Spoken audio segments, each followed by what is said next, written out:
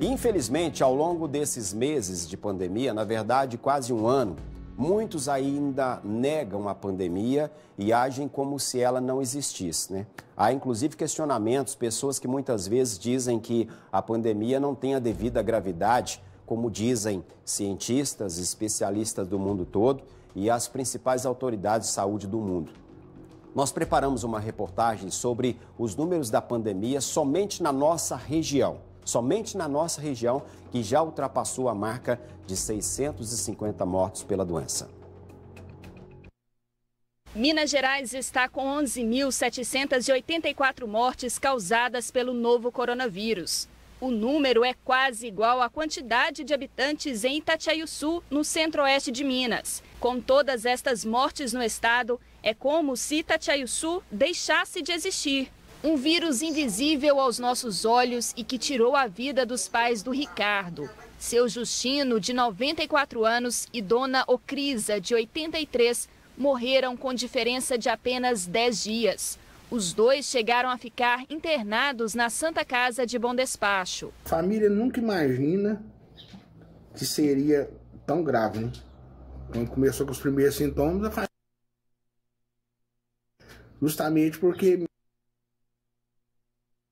meu pai e minha mãe estavam de quarentena, né? Estavam bem isolados. O casal começou a ter sintomas depois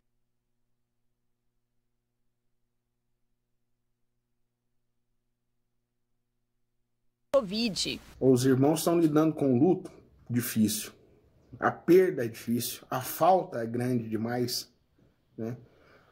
A casa do pai e da mãe, quando acaba, é muito difícil. Então, para nós, os irmãos, para os 6 irmãos, lidar com luto está sendo muito difícil. Para esta psicóloga, as mais de 1.772.000 mortes provocadas pelo novo coronavírus em todo o mundo causaram um efeito avassalador de emoções.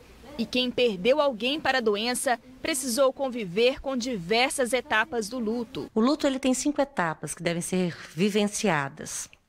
A primeira delas é a negação.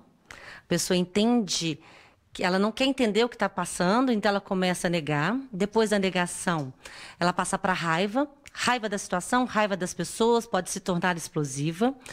Depois ela entra na negociação, que é uma negociação simbólica, onde ela fica barganhando consigo mesma. E se eu tivesse feito, se eu não tivesse feito, se a pessoa não tivesse feito, que é um dos processos mais torturantes, porque é onde vem a culpa muito grande.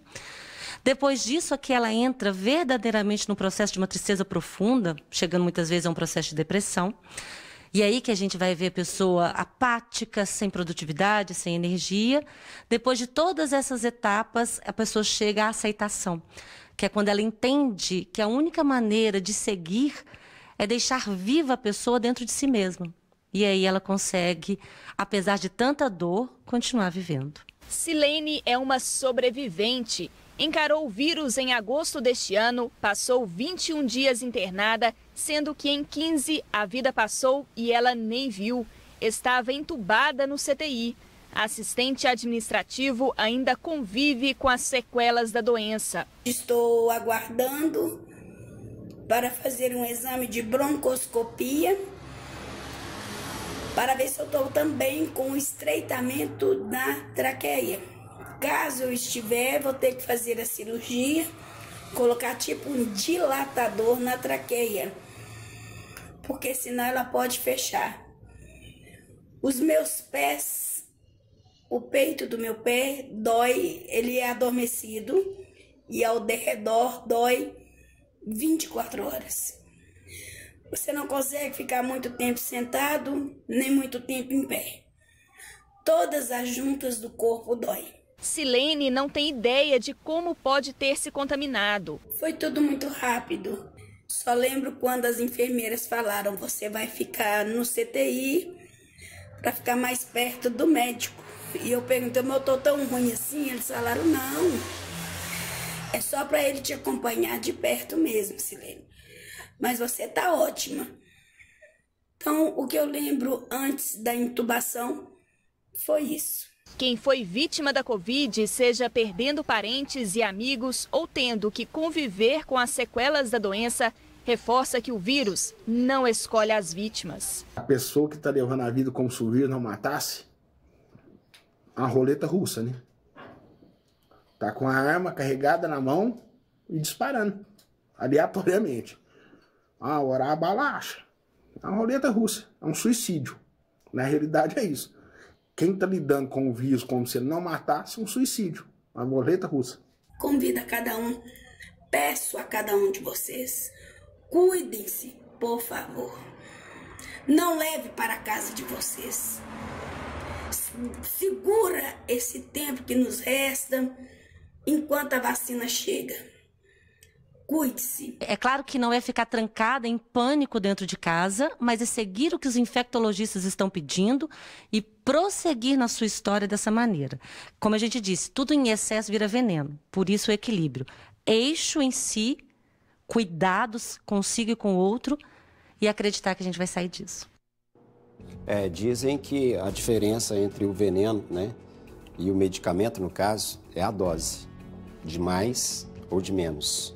Tem que ser a dose correta. Então, acho que não precisa eu falar muito. Ouvimos especialistas, ouvimos depoimentos de pessoas que perderam parentes para a Covid-19, pai, mãe, e assim como outras centenas já. Na verdade, aqui na nossa região, são mais de 650 mortes, quase 100 em Divinópolis.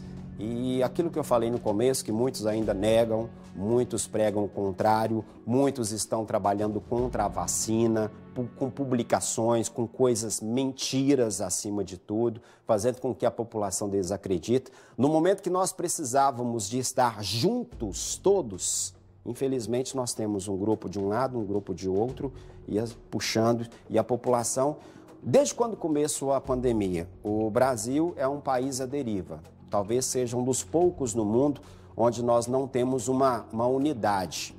É claro que cada um pensa diferente, cada um tem o seu direito de pensar, mas, de qualquer forma, em relação à pandemia, não é um ou outro que está inventando, é a ciência que está dizendo.